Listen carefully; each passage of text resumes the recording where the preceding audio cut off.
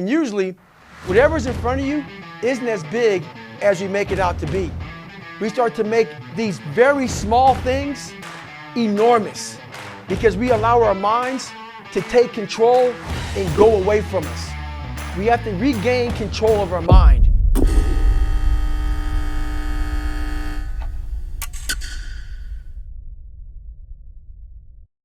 If there was a single question that you can ask someone to measure how resilient they're going to be, you ask them, what are you responsible for? And what you find is that even in the most difficult situations, when you look at stories of people who've been prisoners of war, for example, people who survived said, I'm going to take control of my thoughts. Or I'm going to take control of the way that I breathe. There are certain things, even though my freedom has been taken away from me, that my ability to eat where I live, all of these things have been taken away from me, I'm still going to control something. And when you focus on actually taking control of something, then what happens is your circle of control begins to widen, and people begin to see that even in the face of hardship and difficulty, there's a way for them to build power and live a purposeful life. People always ask me, how do you build mental toughness? Mental toughness, a lot of people have these classes out here. A class on mental toughness, positive thinking, visualization, all these different techniques. Mental toughness is a lifestyle. It's something that you live every single day of your life. When I was growing up, I was a lazy kid. And everybody goes, how did you get to where you're at today? How did you get to where you're running 200 miles at one time in 39 hours, being so disciplined? It started off, honestly, with recognizing that my bedroom was dirty. My bed wasn't made. I lived a sloppy life. So I took very small increments in my life. I started making my bed. I started cleaning my room. I started doing things, coming outside of my lazy ways to become better.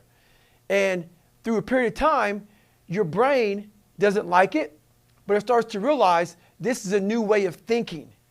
We are now doing things that we are uncomfortable doing. We are doing things that we don't want to do. So the brain starts to slowly grow. And let's say you don't like to get up early in the morning time to go run. I hated it. I still hate it. You do that. You live uncomfortable to gain growth. You have to have friction in your life to gain growth. And the only way to do that is to make yourself uncomfortable and get to the point where instead of running from the things you don't want to do, you actually face them and start to gain more and more growth in your life. Everybody has to deal with struggle. And there's this great quotation from Hemingway. The world is a hard place, he said, and the world breaks everyone. He said, and many are strong at the broken places. Now, people often remember this phrase, strong at the broken places, but it's also important to remember his qualifier, many. Not all are strong at the broken places. And some people, when they confront hardship, actually end up in a place where they're helpless. Some people are broken by suffering. Some people are actually really hurt by pain in such a way that they can't move forward. But it's also the case that some people deal with hardship and become heroic. I work out hard every day because I know the first thing in the morning what I do is I clean my room, I clean my house, I go for a run, I work out. I want to win the war in the morning. Because the second I leave my house, the second you look at your phone, the second you turn the TV on, you're in a battle. If you do something you don't want to do every morning, you're already giving yourself the proper self-talk. You're already giving yourself the proper dialogue to attack the people that don't like you, to attack your insecurities, to attack what the world's going to give you.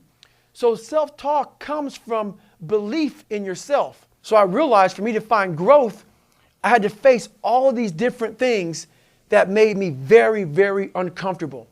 One thing I faced was running. I was running this race as part of a 6-person relay team with friends, and he was running the entire race by himself. Where you run around a 24 or around a 1-mile track for 24 hours to see how many miles you can get. And the run was unsupported, so you have to bring your own supplies. So we had, we overdid it a little bit. We had a tent and we had masseuses and food. I mean, we were ready for in case we had to stay there a week. And he had a folding chair, a bottle of water, and a bag of crackers. And I just thought to myself, who is this guy? I'd never seen anything like it. Around mile 30, I started feeling my shins starting to get extremely sore. And I started to develop stress fractures, shin splints. I started feeling the metatarsals in my feet starting to break at around mile 50. By mile 70, I was totally destroyed. All I could think about was, how can I get out of this chair? I have 30 miles to go.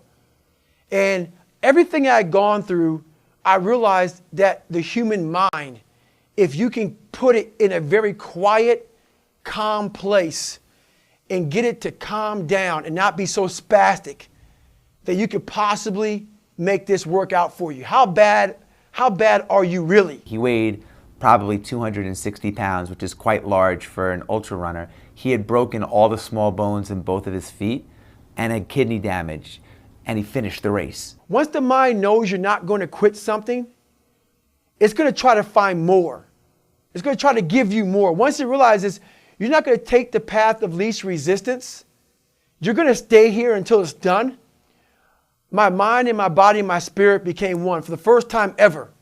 I'd overcome so many obstacles in my life, and this was the final crucible for me. And I got through it. And at the end of this race was such clarity to me. So when it was done, I Googled him. He had a fascinating life story. And I decided literally to cold call him.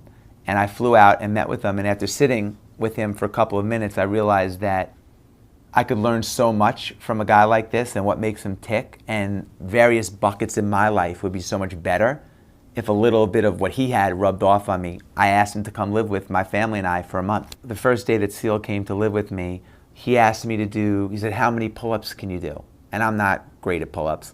I did about 8, just getting over the bar 8. And then he said, all right, take 30 seconds and do it again. So 30 seconds later, I got up on the bar and I did 6, struggling. And he said, all right, one more time. We waited 30 seconds and I barely got 3 or 4 and I was done. I mean, couldn't move my arms done. And he said, all right, we're not leaving here until you do 100 more. And I thought, well, we're going to be here for quite a long time because there's no way that I could do 100. But I ended up doing it one at a time.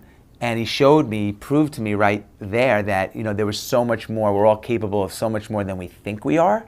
He would say that when your mind is telling you you're done, you're really only 40% done. The 40% rule is something I designed also when I was growing up. I realized when I was almost 300 pounds that I could have lived the rest of my life being a 300-pound person, never knowing what was truly inside of me. I could have been happy with that person. I was living at about 40%, maybe not even 40%.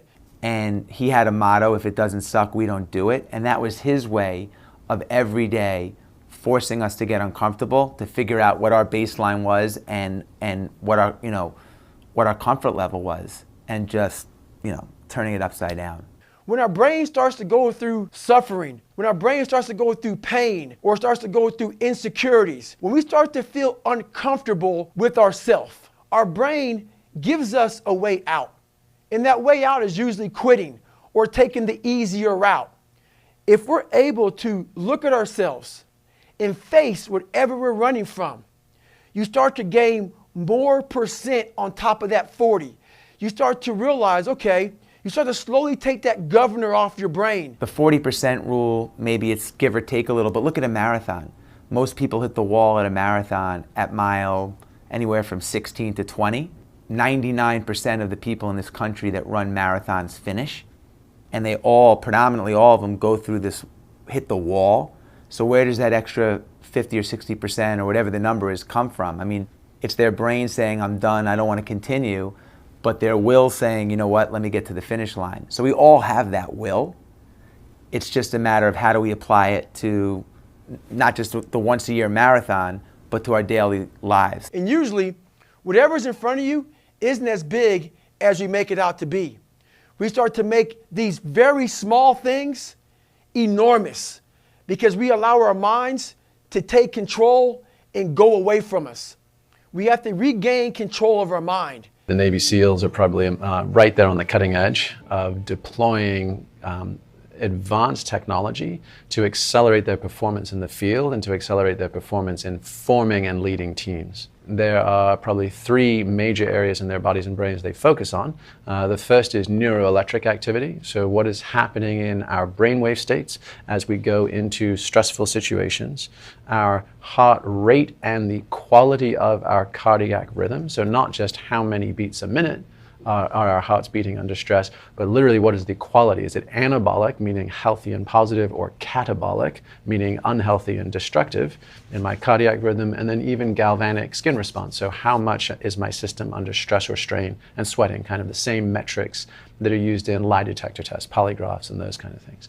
And they actually have very robust vests filled with sensors that will allow teams to go through operations and have commanders being able to see on a laptop up to 50 operators at once, and being able to monitor all of their activities in the field, see who's fallen down, see what their core body temperature is, see a host of biometrics in their mind gym, which is unique and specific to DevGru, which is more popularly known as SEAL Team 6, but their official name is Special Warfare Development Group.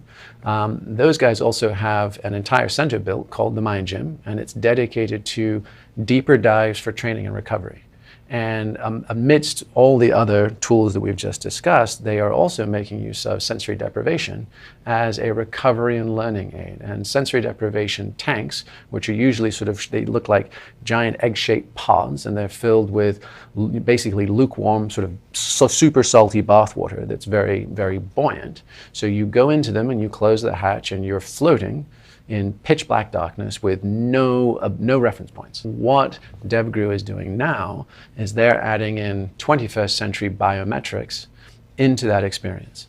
And so they are adding audio and visual feedback as well as biometrics. So again, brain waves and heart rate variability. And they're able to steer operators into an optimum state of physiological and neurological relaxation, and then introducing new content. And one of the examples that they shared with us was the learning of foreign languages. In the past, that's been a minimum of a 6-month cycle time.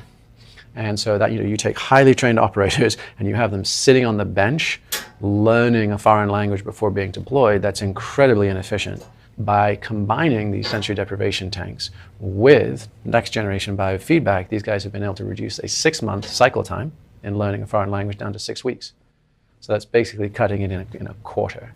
One of the interesting evolutions that the individual and the class goes through in the early stages of SEAL training is it goes from an individual sport where you're trying to be one of those small percentages of people that graduate very quickly to a team sport, where you're learning to work together as a team. You're learning to have that team community, that bond, and that shared sense of purpose, those shared values, that team ability, so to speak, to put the team before yourself. The most important element of our culture is team.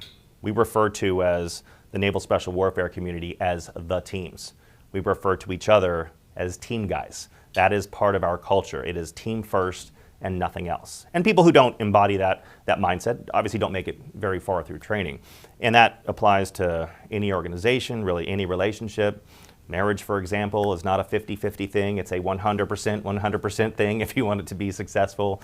And in a business organization that will thrive and will grow, you have that level of trust, that level of team-minded approach to every single thing you do. People do not stay isolated and siloed in their lane, in their bunker. They cross barriers, they collaborate, they build organically cross-functional teams that allow the organization to be agile, to be dynamic, to be collaborative, to be communicative. Those are the organizations that are resilient, that grow, that maintain a healthy financial status.